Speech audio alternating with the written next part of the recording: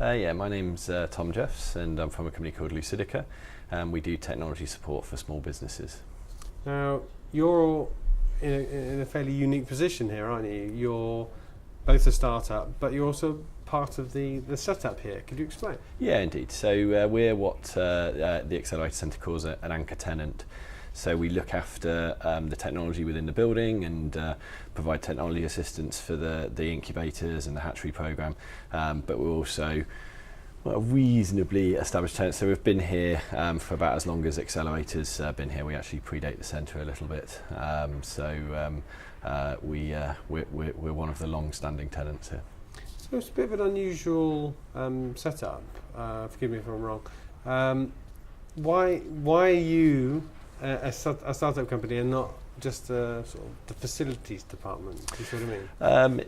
It largely because of the sort of change, the evolution of the building from so originally it was a whole bunch of different entities in the building, from a design, a creative agency and a training centre and a very small incubator, and that's when we started here.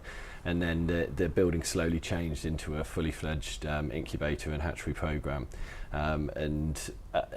As it happened, the university, then Guildhall University, had a difficult time liaising with commercial entities, so we stepped in where they weren't particularly comfortable helping, and our sort of support and integration with the centre grew over time, and now we're sort of a part of the team within Accelerator rather than just a separate company. Okay. So, do you work in any way outside of the Accelerator, or are you primarily in here? No, I mean our main client base is outside Accelerator, so we've got about 500 active clients, and about 30 to 40 of them are within the building, and so the vast majority of small businesses all around London, majority of which are inside the M25. We have one or two outside, but predominantly it's small businesses, sub 50 users within the M25. Okay. So, do you make use of the other sort of facilities that are available to startups, such as the mentors and things like that? Yeah, absolutely. So, Buddy Cerrone, who's one of the mentors within the building, or head of mentoring, I think he is one of my personal mentors. And I mean, definitely the access to the Accelerator staff in the form of Toby and Simon is fantastic, because you just get to bounce the ideas off. And certainly when you're in a small business space, one of the best things about this community is the idea that it's not just serviced offices. You've got access to other business owners within the centre, but also the centre staff themselves. So you can sort of formulate ideas when you wouldn't normally have such a large management team. So, I don't know if you would know this, but obviously most of the companies here, the startup companies, are sort of technology based. What sort of other companies are there in there that you know of? So there's the hatchery is probably the most diverse, because they're from London Metropolitan University students, and so they have a whole range of businesses, everything from fashion to jewellery to food to retail to wholesale, a wide range. But then certainly as they move into the main incubation space, they become a bit more sort of digitally focused, or the ones that stay typically are more digitally focused, simply because it just makes sense that when you're in Shoreditch, if you're let's say a fashion designer, then Shoreditch isn't potentially the best area for you. But other incubators in the building that aren't digitally focused, there's someone who does designs in concrete slabs. There's the Made in Shoreditch, which is one of the main magazines within the Shoreditch area, is based here.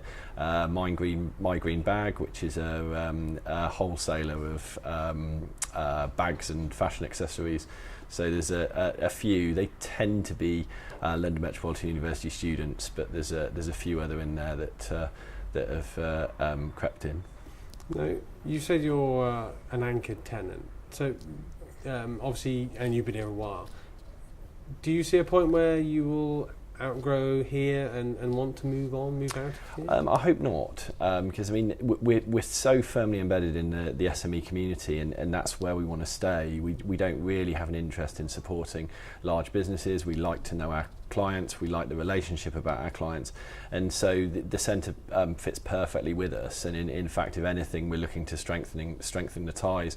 I mean, we are a bit squeezed for space downstairs, but I mean that would be the only thing that I could envisage us for moving out.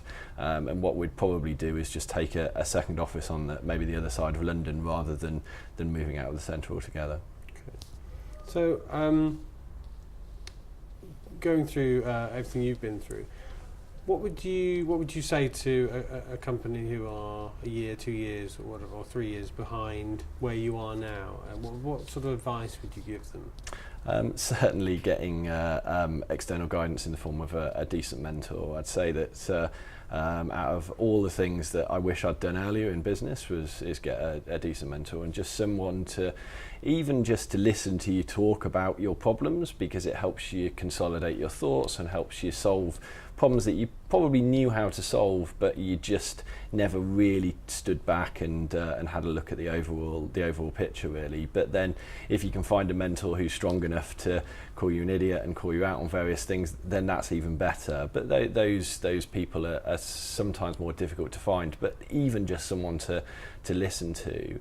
And the other thing I'd say is find a space like this. Find a space where there is a community, where there's other entrepreneurs, maybe not in the same sector as you, but there's entrepreneurs have lots of the same issues, everything from staff to sales to marketing to finance, and just being able to bounce ideas off each other and learn from other people's mistakes, because why on earth would you want to make the mistake that someone else has made many times before when you can just ask them, hey, have you got any experience with this, and they give you a bit of guidance or a little nudge in the right direction.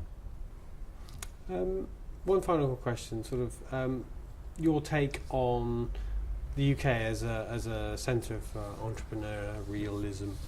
How do you see it? Do you see the UK as a good place, a bad place, could be better? I think it's great. I think the government and the UK as a whole have got a really good balance of supporting entrepreneurs and supporting the sort of workforce as a whole.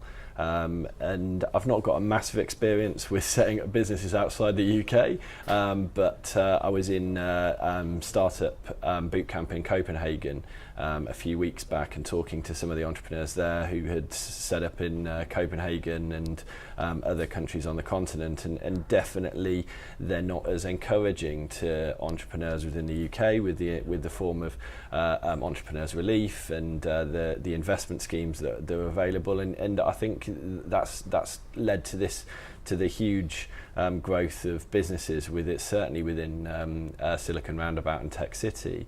But I think we get a much better labour force protection than say the United States.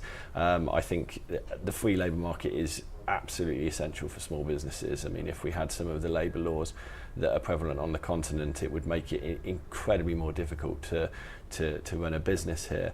But I wouldn't want to see us go too far in the other direction as well. So I'm encouraged. I mean, the UK government can always do more in order to reduce bureaucracy and make things easier for small business. And at least on a monthly basis, I'll swear about a new initiative that's been brought in or something that the government thinks is helping small businesses. But generally speaking, I think the balance is pretty good, and I think London is a fantastic place to start and run a business.